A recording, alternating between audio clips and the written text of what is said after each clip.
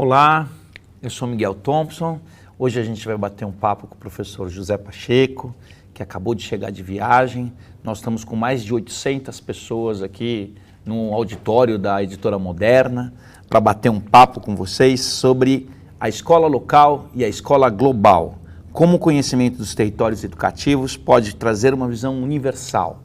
E esse é um tema, professor, bem interessante, no momento em que a gente começam a surgir muitas empresas no mundo, na área de educação, que fala de escala, que fala de projetos globais, ao mesmo tempo que a gente tem referências como a Escola da Ponte, que tem sido muito usado como inspiração e às vezes as pessoas querem reproduzir o que a Escola da Ponte ou a Finlândia ou uma boa referência faz.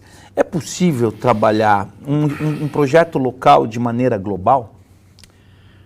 Antes de mais, eu agradeço realmente que não tenhas feito aquilo que fazem normalmente, que é pedir para eu falar e depois escutar perguntas. Eu prefiro que a pergunta venha logo de imediato. E essa questão tem a ver exatamente com a ideia do que é inovar, não é? Uma das características da inovação é essa, é que ela tem que ser replicável. Porém, quando pensamos em escala, temos que perceber que um projeto de inovação localizado, ele tem que estar sempre em fase instituinte, ou seja, não pode parar de se desenvolver. Para além de que projetos locais são projetos globais simultaneamente, ou seja, se nós falamos em inovação, e eu sei que muitas startups neste momento divulgam algumas inovações ou pretensas inovações, elas não são inéditas, porque quase sempre quem as desenvolve são especialistas na área das tecnologias digitais, de informação e comunicação, que eu admiro, sobretudo jovens, mas que não conhecem tudo aquilo que é o repertório ou tudo aquilo que foi, por exemplo, a Ponte e outras iniciativas que são consideradas inovadoras. Portanto, é importante perceber-se que essa ideia de escala tem que ser acompanhada da sustentabilidade do próprio projeto, a sustentabilidade que é definida não apenas na fundamentação científica, mas sobretudo no enquadramento, no tempo, não é? E nos normativos que existem, e que, finalmente, para ela ser inovação, ela tem que ser útil. E aqui vem um problema sério, é que quase todos os projetos que eu tenho observado, e peço desculpa desta afirmação, eles seguem, enfim, um modelo educacional que não é útil, porque é um modelo, enfim, como tu sabes, herdado de necessidades sociais do século XIX. Então, o que eu mais temo nesta globalização da educação são duas coisas. É a mercantilização, que está a acontecer, não é? E considerar-se que um projeto é inovador só porque utiliza tecnologias ou porque efetivamente essa escala vai ser uma escala errada, porque vai multiplicar aquilo que está errado, ou seja, como eu brinco muitas vezes dizendo que os projetos são para alunos do século XXI com professores do século XX a trabalhar como no século XIX. Então, com computador ou sem computador, essa escala tem que ser muito ponderada, porque senão acabamos por entrar em vias sem retorno e que não acrescentam absolutamente nada àquilo que já temos. Muito bem. Pessoal, vocês podem acompanhar o nosso bate-papo pelo Facebook da Editora Moderna e pelo Facebook da revista Educação. Então, vocês já podem mandar, temos mais de 50 pessoas para receber os telefones aqui de todo mundo, tá? Para que a gente possa trocar esse bate-papo bem gostoso. E uma pergunta, professor, a Escola da Ponte, em que ela inovou quando ela surgiu? Qual foi a inovação da Escola da Ponte? Olha, muitas vezes me perguntam isso e quase sempre me dizem que foi a adoção de propostas da Escola Nova, não é? Montessori, Claparède, Dewey, Freinet, Steiner, foi tudo isso. Mas ela foi inovação porque ela resultou de uma decisão ética. Portanto, ela passou a ser útil. Eu explico. Eu já tinha muitos anos de professor, mas me questionava muito como é que eu era um excelente dador de aula, fazia os meus planejamentos perfeitos, ao milímetro, punha o meu relógio em cima da mesa do professor e levava aquilo. Eu sou do tempo da pedagogia por objetivos, das taxonomias de Bloom, de Craig, portanto, era muito, muito rígido até naquilo que fazia e pensava que ensinava. E quando eu percebi, eu não ensinava. Eu tentava transmitir o conteúdo. Então eu percebi que a aprendizagem não acontece em contexto de sala de aula. Eu sei que isto é polémico, mas a aprendizagem ela é antropofágica, não é? Eu não aprendo o que tu me dizes, eu aprendo-te. Eu não aprendo o que o outro diz, eu aprendo o outro.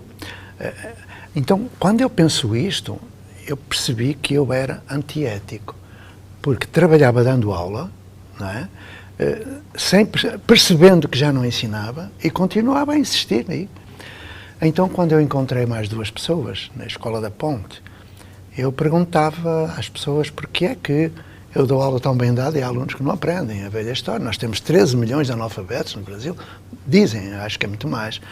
Temos um modelo educacional, que era aquilo que eu há 49, 50 anos tinha, de dar aula, de ter turma e tudo mais. Para mim era correto, era aquilo que me tinham feito, não é? Porque o maior obstáculo à mudança sou eu, é a minha cultura, não é? Quando eu encontrei essas 2 pessoas, elas faziam a mesma interrogação que eu fazia. Porque é que eu dou aula bem dada e eles não aprendem? Então, percebemos que eles não aprendem porque eu dou aula bem dada. E aí, por intuição, e por amor, a educação é um ato de amor, não é um ato de coragem, nós criamos 1 hora, aí é que foi a inovação. 1 hora à quarta-feira, das 8 às 9. Dávamos 24 horas de aula e 1 hora diferente. A partir de quê? Das dificuldades de ensino. Porque não há dificuldades de aprendizagem, há dificuldades de ensinagem. Nem há crianças com dificuldades de aprendizagem, nem crianças com necessidades educativas especiais. Há professores com necessidades educativas especiais. Não há crianças deficientes, há práticas deficientes. E nós percebemos isso. E com muito cuidado, porque crianças não são cobaias de laboratório, com muito estudo.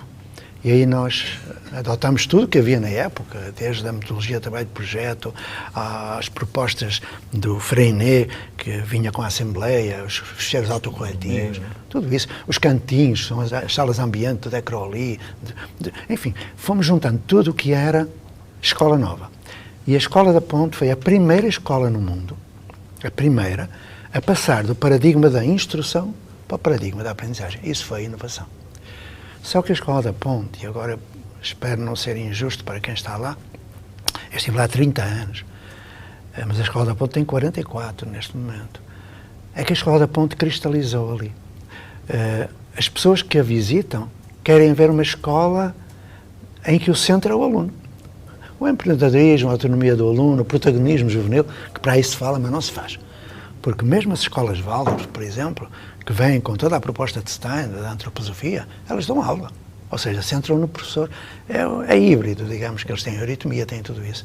As escolas montessorianas exploram todo o material Montessori, que é extraordinário, mas dão aula. E, portanto, a Ponte foi a primeira, e não foi por acaso, mas isso teria de contar uma história que acho que não vale a pena. Ela acontece exatamente num momento histórico contraditório, num lugar conservador, não o máximo conservador. Basta dizer que Braga é mais conservadora do que o Vaticano, não é? Num espaço de crise tremenda, em que a indústria têxtil estava em crise e os pais estavam noutros países. Foi a transição política também, né? O Salazar estava saindo. Tinha acabado a Revolução dos Escravos, mas a Revolução dos Escravos teve uma contra-revolução logo a seguir. E nós surgimos nesse momento. É curioso. Então, ainda hoje estou por explicar. Então, ela foi inovadora naquele tempo. Hoje não é. Porque o centro, repara que eu agora vou fazer um pouco harakiri mental. É verdade. Eu estive durante 30 anos convencido de que eu tinha inovado. Quando percebi que ao fim de 30 anos eu continuava a replicar aquilo que tinha feito 30 anos antes, eu compreendi que o centro não era o aluno. Quem me ajudou, por incrível que pareça, foram brasileiros. Porque na literatura anglo-saxónica que eu seguia, ou francófona, não tem nada. Descobri Paulo Freire, incontornável, não é? quando ele diz, não é, que aprendemos na intersubjetividade, não está centrado. Trocas, né? Exatamente, mediatizados pelo mundo. E aprendi com um ilustre desconhecido brasileiro, e quando digo desconhecido, digo que é um homem injustiçado, como vários outros, que é Lauro de Oliveira Lima. Sim, das artes, da USP, né? Das artes, né? Que coisa maravilhoso. Extraordinária. Eu tive o privilégio de o visitar na casa dele pouco antes de ele morrer. Ela era um património que o Brasil desperdiçou. E quando eu vou às faculdades de pedagogia agora e procuro livros dele, não encontro a escola secundária moderna, não encontro a escola da comunidade. A primeira vez que alguém falou de ócio criativo, agente educativo local. E hoje está aí um projeto, enfim, a que chamam comunidades de aprendizagem, mas que não é nada, é um paliativo do velho modelo. Estão a dizer que as comunidades, que é uma nova construção social, que é a inovação, começou na Catalunha, nos Estados Unidos e na Inglaterra, na década de 1990. Mentira! Começou no Brasil, na década de 1960. E se queremos ir mais longe em termos de inovação, acho que já estou a exagerar no discurso, nós teremos de perceber que as primeiras comunidades de aprendizagem, depois podemos falar sobre isso, comunidades de aprendizagem, elas não surgem nos Estados Unidos na década de 1980, nem na Catalunha na década de 1990. Surgem no Brasil, na primeira década do século XX. Em São Paulo, no Bom Retiro. Os anarquistas? O Alessandro Secchai. Vem com o Eurípides Barçanufo, em Sacramento, e depois vem toda uma sequência das comunidades terapêuticas do Engenho de Dentro, da Anísio da Silveira. Vem com Agostinho da Silva, em Itatiaia, que queria, Agostinho era português. Vem com a Maria Nilde, que tentou nos colégios vocacionais e não conseguiu, acabou no DOPS, não é? Então, temos todo um património que o Brasil não desconhece de inovação. Aquilo que hoje acontece é a importação de modelos considerados inovadores e que não são. Mas para aí eu não quero ser mau. Então, o professor está contando uma coisa muito bacana, pessoal, que a gente tem que dar um mergulho no Brasil, entender os educadores, e evidentemente também olhar para Portugal, e tentar entender contextos mais próximos de intelectuais, de agentes, de educadores que de alguma forma promoveram mudanças e que não tiveram a comunicação, o conhecimento dos projetos. Hoje, professor, tem muita gente tentando mudar, mas eles ficam muito preocupados com as famílias, por exemplo. Como foi a resposta das famílias quando a Escola da Ponte começou a fazer as mudanças? Nós tivemos a cuidar desde o início, de considerarmos a família não como um interlocutor apenas, mas como participante ativo. Porque éramos 3 professores numa escola de muitos professores e desde o início nós percebemos que o maior aliado de um professor é o outro professor e o maior inimigo do professor que faz diferente é o outro professor. Começámos a sofrer muito, porque a história da Ponte é uma história de resiliência e sofrimento, muito mais do que aquilo que academicamente pode ter produzido. Então nós, imediatamente, instituímos aquilo que se chama hoje mentor ou tutor, que é uma relação direta com as famílias, e fizemos a junção, que aliás está na Lei de Diretrizes e Bases, na lei diz que a educação é um dever da família, sociedade e Estado. E com vírgula, não é ou. E, portanto, nós, desde o início, percebemos que a comunidade teria de participar e nós, com a comunidade, não havia comunidade na escola, nem escola na comunidade. A escola era da comunidade. Eu hoje, quando ouço dizer, nós fazemos visitas à comunidade, eu pergunto, alguém visita a sua casa? Ou, quando eu pergunto, o banheiro do aluno dentro da escola é o mesmo banheiro do professor? Não é. Porquê? Lá na casa também é assim, há banheiro de pai, banheiro de filho. Portanto, fomos identificando algumas questões que tinham a ver com mudança cultural. Foi muito interessante, porque imediatamente houve... Eu posso contar uma pequena história? Pode contar, professora. Mas é uma história assim um pouco ridícula até, mas eu vou contá-la, para tu veres como foi que nós nos protegemos, juntando-nos com a família e com o resto da sociedade. Eu acabei sendo prefeito da cidade, para ver como eu entrei naquele contexto. Mas antes disso, antes da história, se o Brasil quer pensar realmente numa nova construção social, tem de perceber qual é a maior comunidade que existe no Brasil. 75% das crianças brasileiras em idade escolar, 75% vivem em favela. Então, se quisermos pensar num modelo de arquitetura para uma nova construção social, temos que considerar a favela como espaço. Se queremos considerar no domínio socioemocional, teremos de perceber que quem trouxe a delicadeza, a gentileza, toda a suavidade do trato foram os escravos que vieram da África. Temos que perceber isso. Temos que entender que temos também de pensar nos alemães, nos portugueses, nos italianos que vieram, nos japoneses, e que hoje importam tecnologias digitais, que importam, mas sem neocolonizações. Que é aí que está, ok?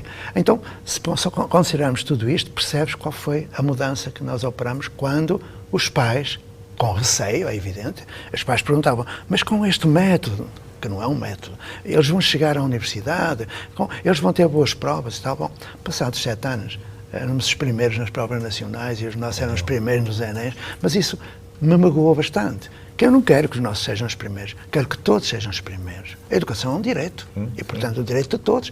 Está na Constituição, é um direito social e subjetivo, é de todos. Bom, a história é esta. É que, passados 40 anos, depois de começar a ponte, ou melhor, há 40 anos, um pai chegou à escola e disse que queria tirar a filha. E quando eu perguntei porquê, ele disse que a vida é um inferno. Aliás, isso aconteceu no Projeto Âncora também aqui. Que a vida era um inferno, porque até a nossa chegada ao projeto, ele chegava a casa, sentava-se na poltrona, ligava à televisão e bebia a sua cervejinha. Agora não, diz ele. Ó, professor, eu chego a casa, quando vou para a poltrona, a minha filha vem ter comigo. Papai, mamãe está na cozinha, ela não é tua criada, vai ajudá-la a pôr a mesa, vai ajudá-la... É um inferno. Portanto, o que aconteceu foi que nós fomos em espiral, inspirando outros, e os pais foram pressionando os professores para entrar no projeto, porque eles viam que havia uma transformação, não apenas nas crianças e jovens, mas no próprio lar. 40 anos depois, um desses pais me encontra e diz que quer falar comigo. Eu disse, mas para quê? Para fazer uma confissão. Eu disse, não sou padre, não, é uma confissão muito particular. Então, fomos para uma mesa lá em casa, ele trouxe uma garrafinha de vinho, 2 copos de vinho tinto lá, eu aprendi a beber com os pais. E bebo bem.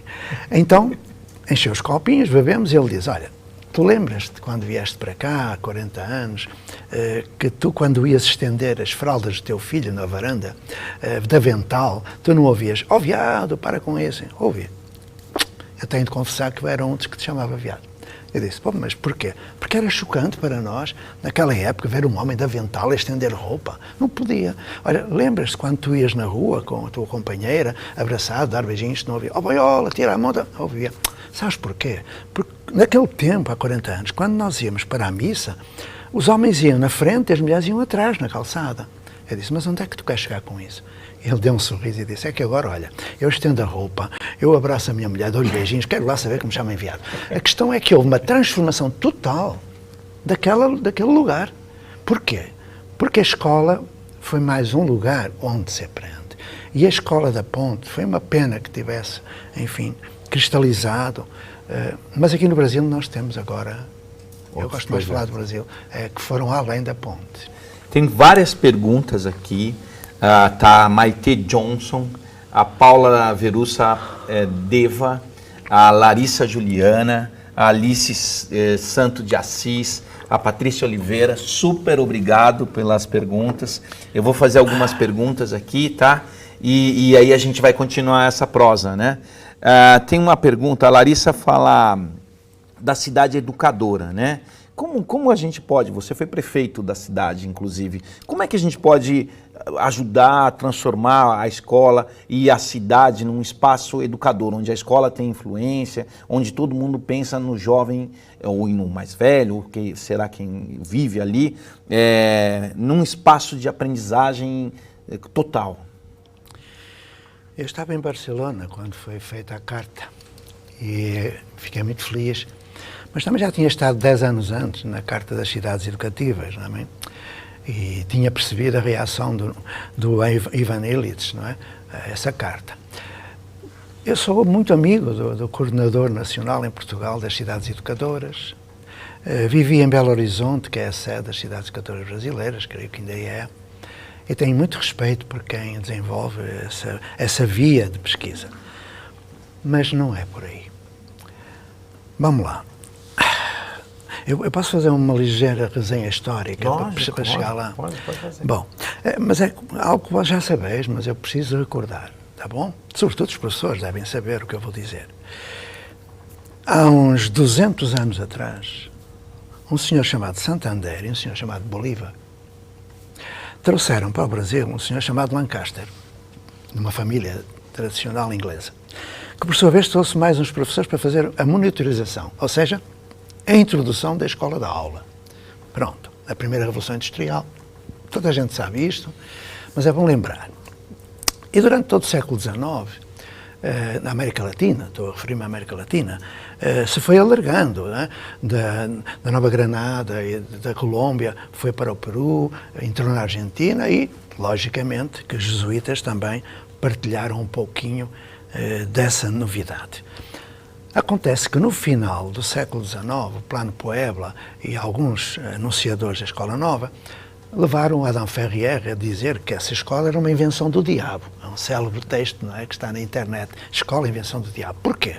Porque já se percebia que era, digamos, um edifício, considerava-se que a escola era o edifício, o prédio, isolado no contexto de uma comunidade que não tinha nada a ver com a escola e que reprovava a maioria dos seus alunos. Por isso é que vem depois, na psicofisiologia, a determinação dos 50 minutos por aula e tal, essas coisas que a gente sabe.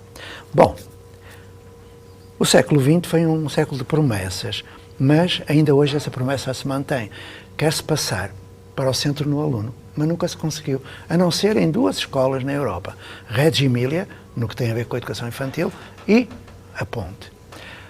Poder-se-á dizer que Summerhill também o fez, mas é uma escola particular, que não tem, muito pequena, e que só tem acesso quem tem dinheiro para... Bom, e onde não é assegurado o direito à educação. Atenção. Com todo o respeito que eu tenho pela Zoe Zimmermann e pelo Alexander Neal.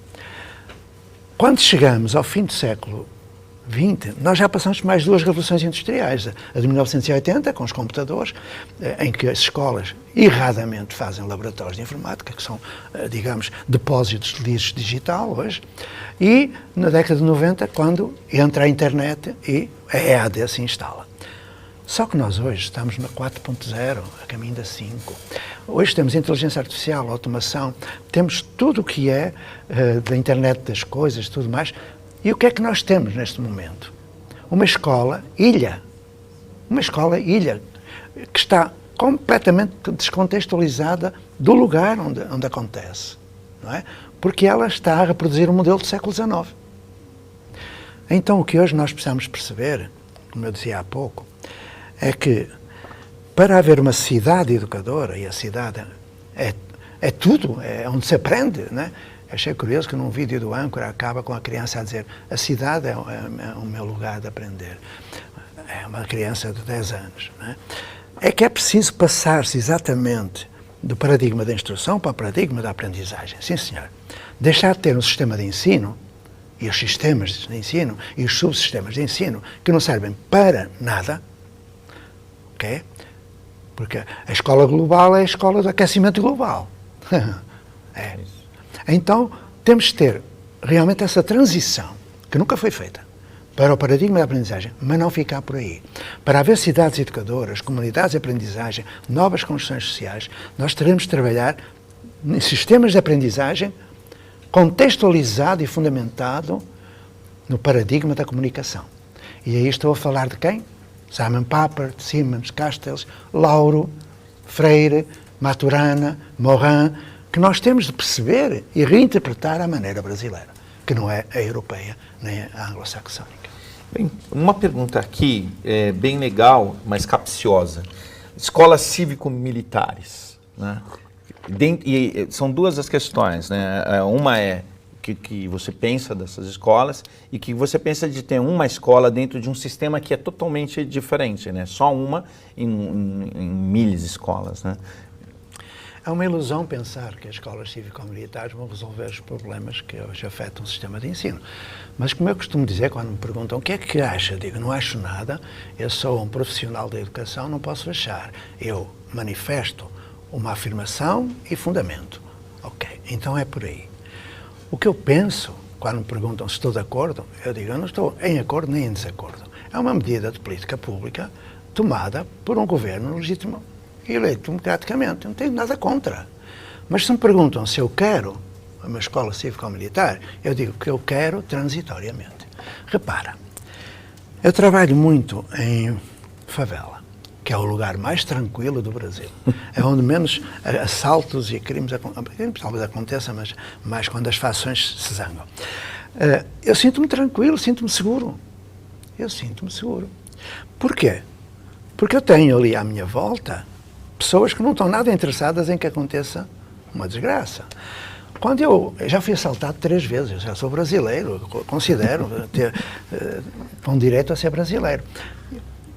Se eu vou para uma região, não vou agora dar nomes às regiões, uma região qualquer aqui do Brasil, em que eu sei que as crianças correm risco na rua, que os professores correm risco, eu tenho de partir do tempo em que eu vivo.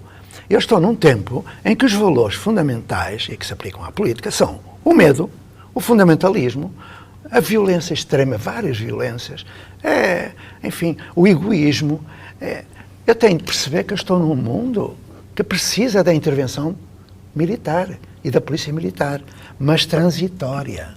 Se eu for fazer um projeto em algum lugar desses, eu peço para os policiais irem, os policiais militares, mas, e agora o meu dedo autoritário, mas, com todo o respeito que eu tenho pelos policiais e militares, eu fui militar, ok? 3 anos e meio fui militar. E me orgulho, aprendi muito com militar. Espírito de corpo, lealdade, tudo mais, eu aprendi, ok? Então, eu vou chamar os policiais militares para, transitoriamente, enquanto não se instalar o projeto, eu estar seguro de que aquelas crianças e homens, mas esses policiais militares vão agir na segurança, não vão meter o nariz naquilo que é pedagogia, que fique muito claro. Porque dizer que aprende-se mais nas escolas cívico-militares é falso, é falso. Primeiro porque há seleção, depois porque há uma disciplina imposta que vem da Prússia militar e com essa disciplina imposta não se aprende, decora-se para esquecer.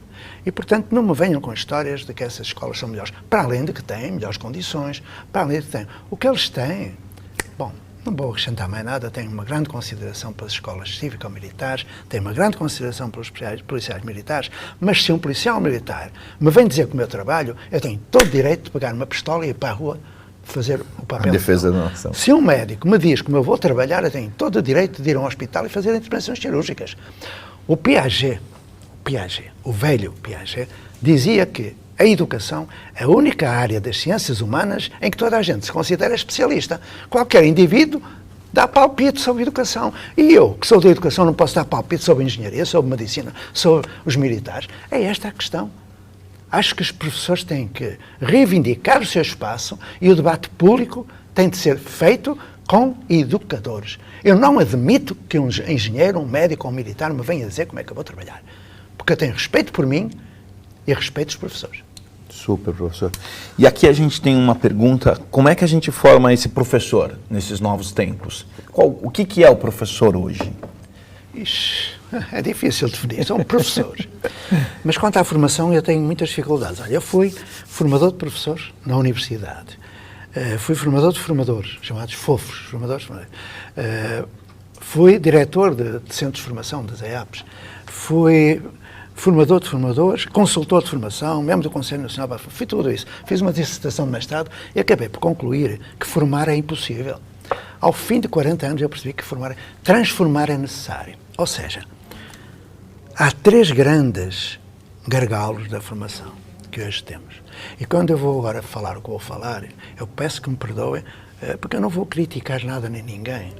Eu sou individualmente responsável pelos atos do meu coletivo. E, portanto, quando eu critico, eu me critico. A formação que temos hoje é uma formação para. E numa nova construção social, o formador não prepara para, constrói com. Tão simples. Nem faz planejamento de aula, ensina o outro a planejar-se e por aí vai. Ou seja, a formação tem que ser isomórfica. A mesma forma. Isomorfos, vem do latim. O que significa que o modo como o professor aprende é o modo como o professor ensina. O que é que nós vemos hoje na formação inicial? Qualquer professor diz aos seus alunos que querem ser professores que o centro deve ser o aluno.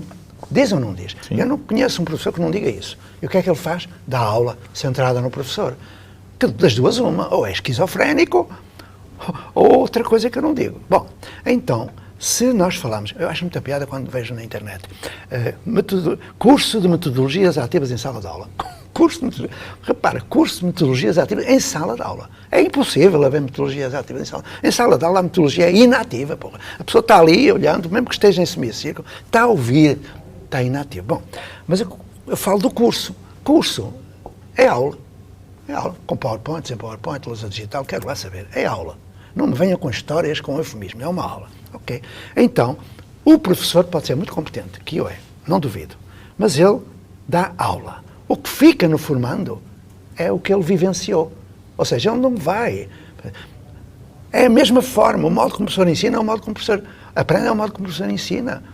E quando nas universidades e na formação continuada se continua a investir no curso, no estágio, no módulo, no seminário, estamos a desenvolver a velha educação do século XIX. Ou seja, não vai mudar. O segundo grande gargalo é este. Por exemplo, quando saiu o Plano Nacional de Alfabetização na idade certa, eu perguntava qual era a idade certa. Não há uma idade certa, mas pronto, adiante. E eu perguntava o que é que vão fazer para que haja menos analfabetos.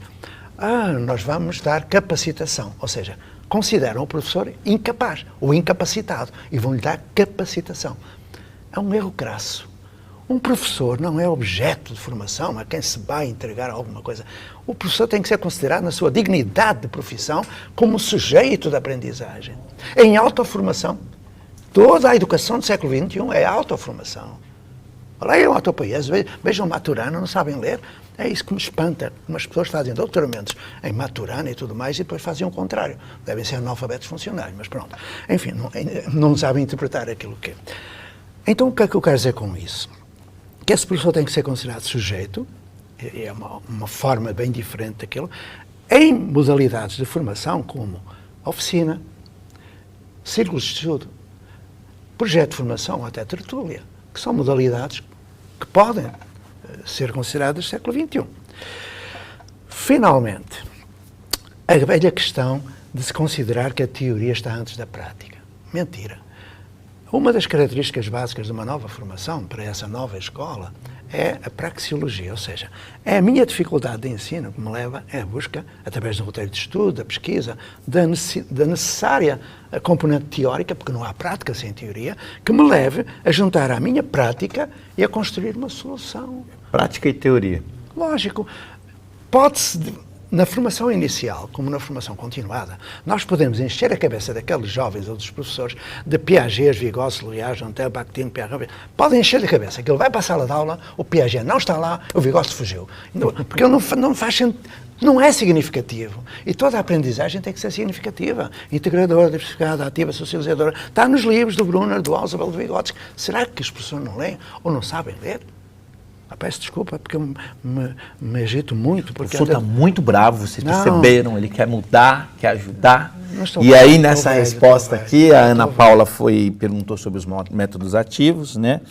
A gente vê muitas ondas, né? Então, o método ativo você contou pra gente, mas a gente também tem as socioemocionais, né?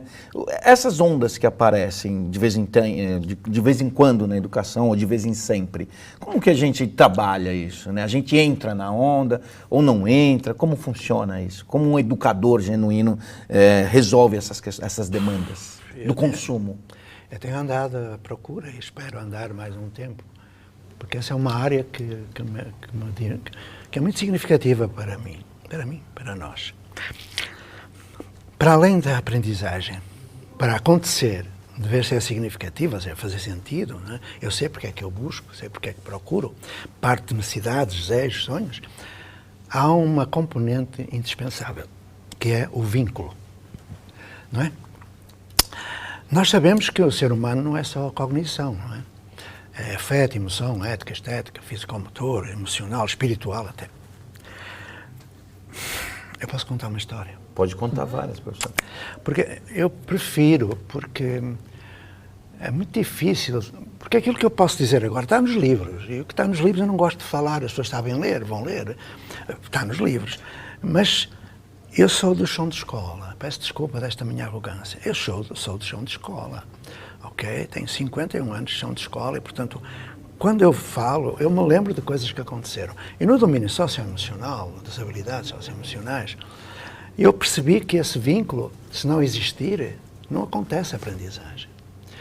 E isso me aconteceu de duas maneiras. A primeira, em Portugal, quando apareceu um jovem, o Nelson, isto foi há 30 e muitos anos, e nesse dia em que ele apareceu, desapareceu nas merendas todas das mochilas. Foi uma limpeza geral.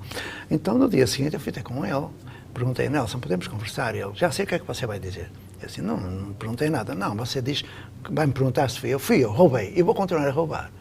Mas porquê? Ele tinha 13 anos. Porquê? Porque meus irmãos têm fome. A minha mãe é prostituta, não é? Não tem dinheiro para nos dar de comer. Eu tenho de roubar. Eu disse, pois é e tal. Mas devagarinho a gente foi resolvendo o problema. Acontece que ele vinha de outras escolas, já expulso, e onde não tinha criado vínculos, não é?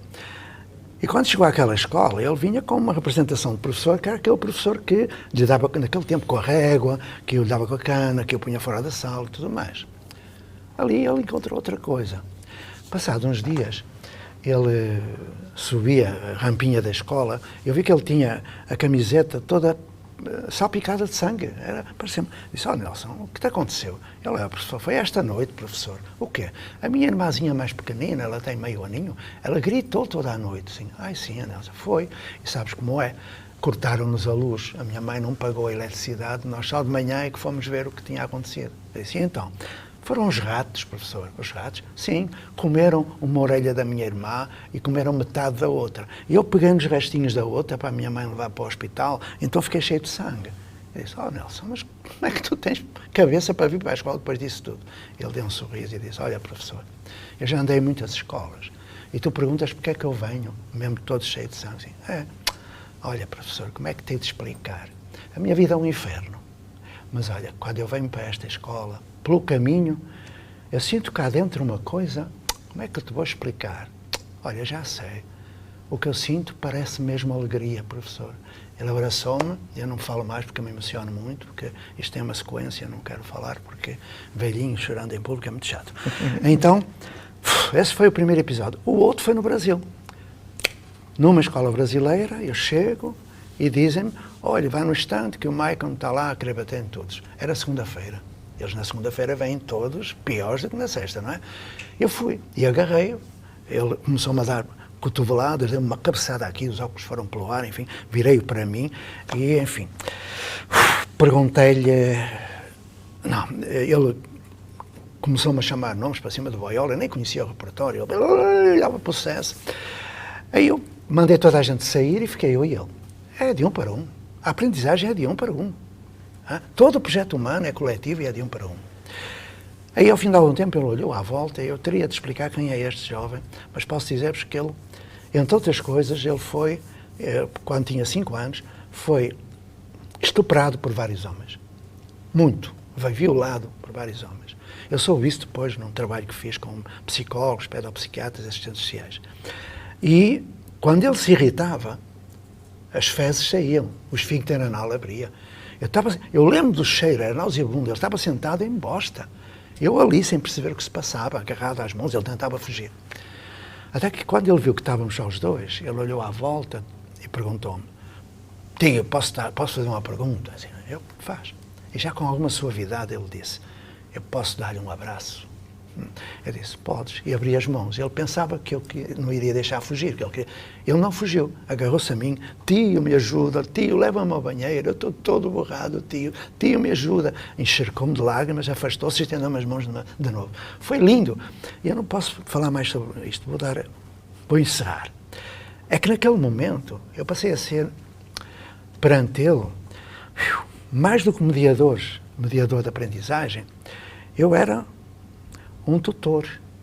Eu era alguém que estava ali para o ajudar, ok? Ele hoje está no último ano da universidade. Que legal, professor. Os esfíncteres são controlados e é um homem maravilhoso e grande amigo. A gente tem várias perguntas aqui. Acho que é Sayonara Ribeiro, né? A Ana Paula Seco Souza, a Eleonor Coutinho, a Joseneide Teutônio, Algumas questões, professor, essas questões de educação, do vínculo, elas perpassam ao processo, né? Ele tem muito mais a ver com uma conexão humana, né? Que é a conexão que a educação tem que fazer. Agora, há perguntas pragmáticas, né? Um projeto como esse, um projeto que faz com que um ser humano fique engrandecido, como é avaliado? Como a gente avalia esses processos? Formalmente ou é mais a história de vida, né? Não, a avaliação. O Brasil não faz avaliação, faz classificação a partir de prova e isso não é avaliação. Como é que nós avaliamos? Fazendo 7 perguntas fundamentais. A primeira pergunta, porquê é que nós aprendemos? A primeira grande pergunta, porquê é que a gente aprende? Porquê é que a criança aprende a andar? Porquê é que a criança aprende a falar? A segunda pergunta, quando é que aprendemos? Quando? Quando entramos na escola, mentira. Aprendemos desde o pré-natal, dentro da barriga da mãe, quando a criança constrói os primeiros neurônios de espelho e depois aprende o ritmo da fala e depois vai. E até morrer. Portanto, toda essa segmentação, já estou a fazer a avaliação do modelo, essa segmentação de Fundamental 1, Fundamental 2 não faz sentido nenhum, muito menos haver ensino superior, para haver ensino superior tem que haver ensino inferior. E eu não conheço. Eu sou assim, uma língua viperina. Continuando, a terceira pergunta é, onde se aprende? A quarta, com o quê? A quinta, com quem? A sexta, como? E a sétima, como é que sabemos que aprendemos? Através de evidências de aprendizagem. A Escola da Ponte foi muito avaliada externamente. Eu acho que a avaliação externa não deve existir, mas ela foi. E ela foi considerada da excelência académica e inclusão social. Ela está avaliada. O projeto Âncora, por exemplo, e agora a Escola Aberta, que é muito mais do que o projeto Âncora, começa a ter teses de doutoramento, dissertações de mestrado, que são avaliações do próprio modelo. O que está em causa neste momento não é propriamente a avaliação, mas as dificuldades em criar um projeto diferente. Porque muitas vezes diz, porque é que se a Escola da Ponte é tão boa, porque é que não há mais escolas da Ponte? Eu respondo por tua causa, lógico. Lógico, porque o que está em causa são os obstáculos a essa mudança e que leva a que as avaliações, muitas vezes, sejam avaliações enviesadas, não é? Um projeto, ele tem que gerar sustentabilidade. E essa sustentabilidade é incompatível com o quadro normativo que hoje temos.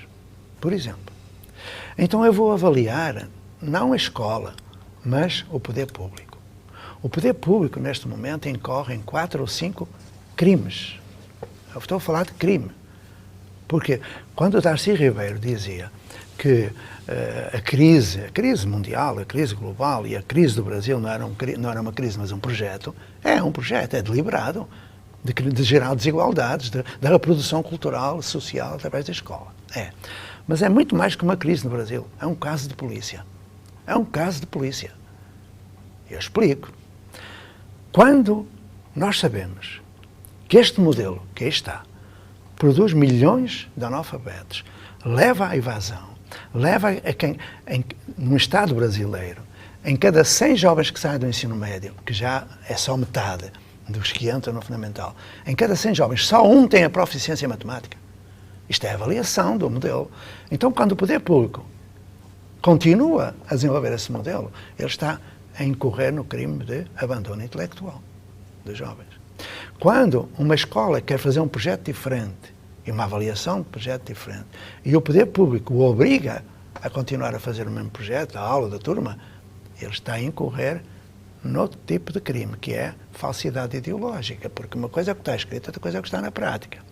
Quando, com os recursos que temos, os efeitos no IDEB, por exemplo, são trágicos, isso mostra que pode configurar crime de ineficiência administrativa. E quando um professor decide avaliar o projeto e mudar, e uma secretaria lhe impõe que continue a fazer o mesmo, isso chama-se assédio moral. Já para não falar do quinto crime, que agora está aí, das merendas escolares, as máfias e tudo mais. Ou seja, se nós quisermos avaliar um projeto, temos primeiro que avaliar o estado em que nós estamos em termos de política pública. Que não é uma crise, é um projeto, como Darcy falava. Resumindo, se cingirmos a avaliação do domínio cognitivo ou atitudinal, nós teremos de perceber que prova não prova nada. Okay? Eu vou dizer aquilo que quando eu vou a algum congresso, os organizadores chamam-me, antes de eu entrar no palco, eu não vou para o palco, eu vou para o fundo, não é? Mas pronto, porque perguntam, eu tenho PowerPoint? Não, não tenho. E o que é que vai dizer? Não sei, ninguém me perguntou nada.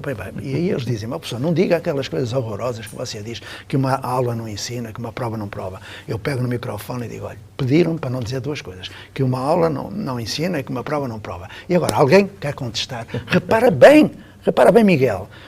Há 40 e tal anos, há 50, eu dizia isto. Diziam, você é jovem, você é utópico. Agora ninguém diz que eu sou jovem, mas sou utópico até morrer. E eu sei que numa aula não se aprende nada, ou melhor, aprende-se que não se deve aprender. Aprende-se que não se deve aprender. E que uma prova não prova nada. E eu quero que alguém me conteste, por favor. E peço desculpa da minha arrogância. Porquê é que nós continuamos a avaliar segundo um paradigma que não faz sentido continuar a existir? Não é? Nós temos um projeto no Distrito Federal, eu digo nós, porque está ali a Cláudia, eu trabalhamos juntos, que foi uma primeira tentativa de comunidade de aprendizagem. A primeira no Brasil, porque essas que estão para aí não são nada. Desculpai, também posso discutir isso se quiser. A professora Josenide está perguntando exatamente o que é a comunidade de aprendizagem. Olha, a definição ainda está por fazer, mas deixa-me acabar de contar. É que quando nós entregamos um projeto de comunidade de aprendizagem, o que é que a Secretaria faz? Põe uma escola-classe / comunidade de aprendizagem. Estragou tudo. E depois queria avaliar. Eu perguntei, avaliar o quê? Avaliar a comunidade. A comunidade não existe. Bom, olha, então vamos lá. Eu não vou dar a definição de comunidade, eu vou dar alguns indicadores de comunidade. Porque é algo que não existe, por isso é que é inovadora. É algo de inédito, que vai acontecer pela primeira vez no mundo, no Brasil. Olha como eu falo, vai acontecer. Eu amanhã vou para a escola aberta falar sobre isso e só em São Paulo serão pelo menos uns 10 ou 12 núcleos de projeto de comunidade de aprendizagem. Quer a Secretaria, quer não. Ok? Olha como eu sou. Então é assim, vamos lá ver o que é uma comunidade de aprendizagem. E para isso nós temos de rever conceitos. Primeiro conceito, o que é uma escola? Okay? Escolas são pessoas, não são prédios. Ok? Que fique muito claro. Escolas são pessoas. As pessoas são os seus valores. Então, o primeiro princípio de comunidade. Comunidades são pessoas unidas por valores. Visão do mundo. Okay? Que podem ou não habitar um determinado território. Que pode ser físico ou virtual.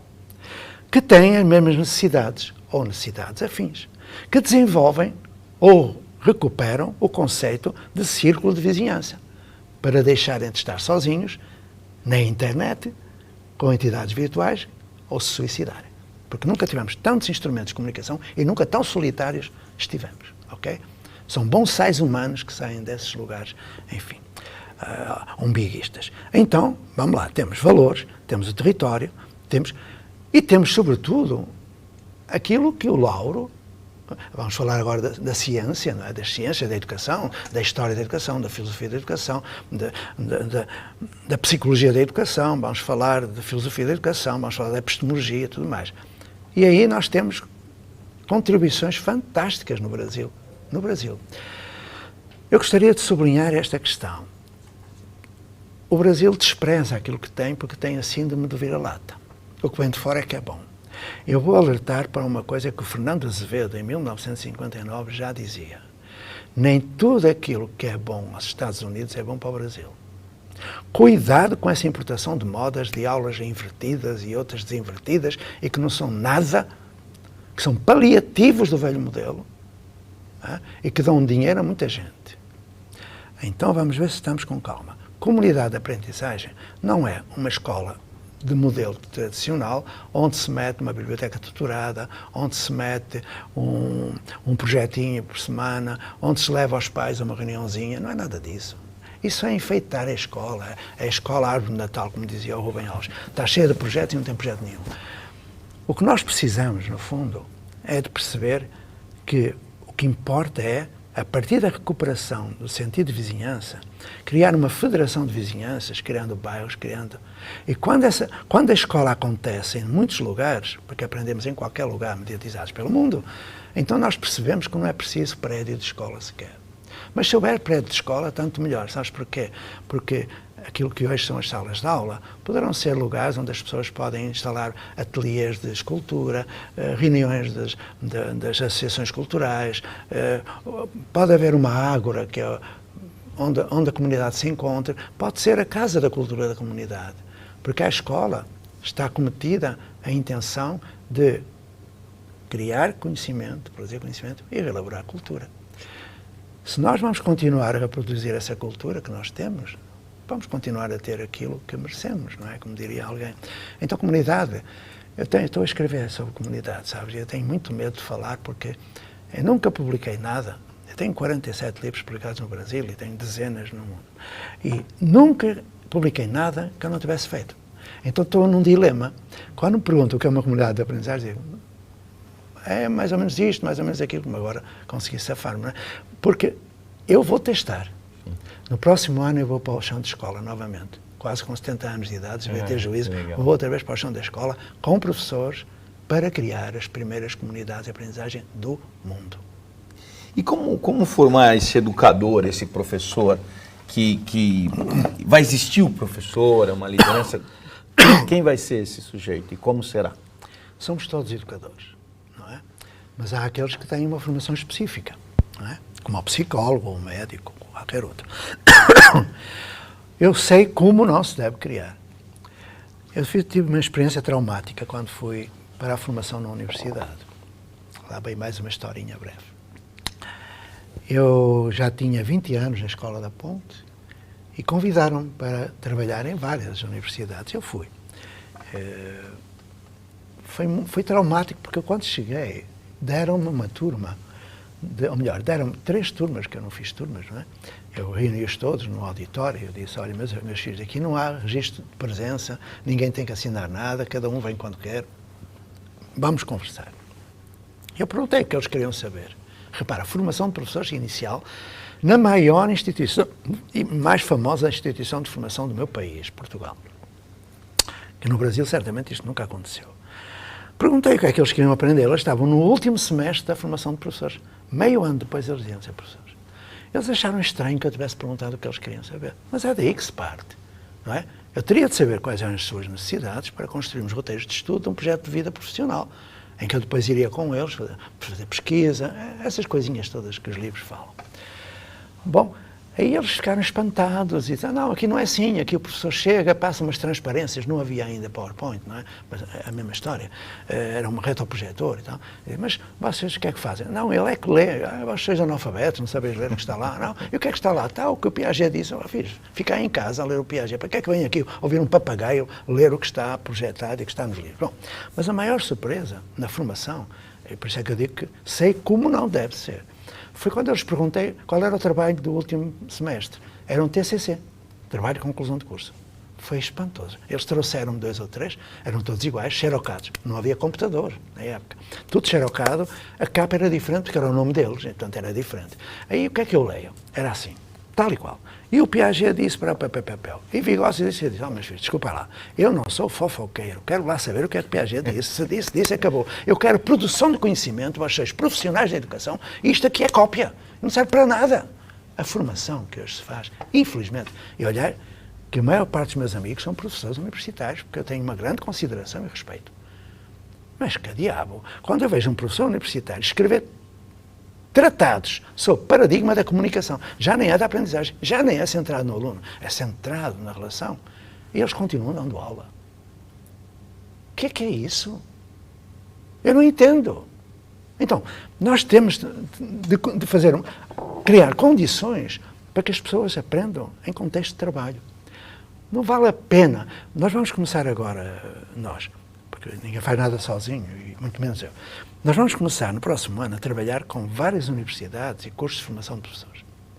Desde a primeira hora do primeiro ano, esses candidatos a professores vão constituir-se numa turma que provavelmente nem tem só pedagogos, vai ter talvez psicólogos, arquitetos, sociólogos, tudo mais, transdisciplinar, e eles não vão para a universidade, vão para o chão da escola, vão para lá trabalhar com um educador, vão criar condições de construir projetos de pesquisa que os levem a encontrar respostas na universidade que eles precisam para enfrentar as dificuldades da ensinagem. Então, é completamente diferente. Completamente diferente. Não vem a teoria antes da prática. Muito bom, a gente já tem que ir terminando, né? Professor, muito legal a conversa que a gente teve. Queria só imaginar um pouquinho qual é o futuro da educação agora, né? Nesse mundo 5.0. O que vai acontecer? Seremos todos comunidades de aprendizagem? Não sei. Sei é que tem de se elaborar e desenvolver uma nova construção social de aprendizagem. Uma nova construção que não seja paliativa do velho modelo. Eu não sou futurólogo, eu não entendo nada, nem tenho a minha bolinha de cristal para ver qual vai ser o futuro. O que me surpreende é, por exemplo, ver na internet algo como salas de aula do futuro. No futuro não há salas de aula, nem hoje deveria haver. Sala de aula é um escândalo epistemológico no século XX. É preciso não ter vergonha nenhuma para ter sala de aula, porque já sabe que não se aprende nada numa sala de aula. E quando alguém diz, aprende-se, pronto, sabe fazer raiz quadrada, sabe nada, não aprendeu nada. Ok? Vamos lá. Ninguém sabe o que vai ser no futuro. O que eu sei é que não é como agora. E que o futuro é hoje. Ok? E eu faço um apelo muito forte, sobretudo ao poder público e às universidades, para que não sejam empecilhos na mudança. O meu amigo António Nova, quando lhe falaram das salas de aula do futuro, ele respondeu, no futuro não haverá salas de aula. E que eu saiba, António Nova é um dos maiores expoentes da educação no mundo. Ele agora é adido na Unesco. Eu não sou nada. Ok? E aprendi muito com ele há 30, 40 anos atrás, trabalhamos juntos. Então, se um grande educador diz isto, eu sei que no futuro, que é hoje já, pelo menos não haverá aula, nem turma, nem série, nem prova, nem nada disso, que isso é lixo pedagógico do século XIX. Se queremos falar de escolas de futuro, teremos que pensar em novas construções sociais de aprendizagem, que foram anunciadas por brasileiros e também por alguns gringos, muito menos por mim.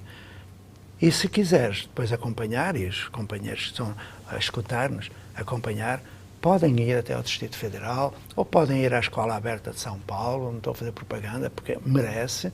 Pode ir a outras escolas que estão por aí, porque o futuro vai começar já. E já começou. É essa a boa notícia que eu tenho. É que, quer o poder público queira, quer não, nós vamos criar uma nova construção social.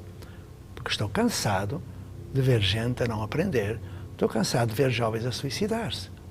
Eu estou cansado disso. E acho que as pessoas de bem têm que tomar consciência de que isso pode ser resolvido.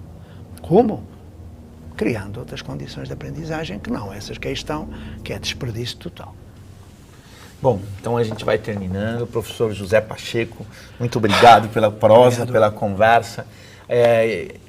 Essa entrevista vai ser reproduzida no nosso site, né? A gente quer que você continue conversando com a gente, mandando perguntas. E teremos outras lives aqui o ano que vem. Essa é a última, né, live do ano. E a gente vai se encontrar aqui o ano que vem. E o professor Pacheco sempre por aqui, né, trazendo suas ideias, ajudando a construir um novo modelo de educação. O futuro é hoje, só está mal distribuído. Obrigado, pessoal. Tchau!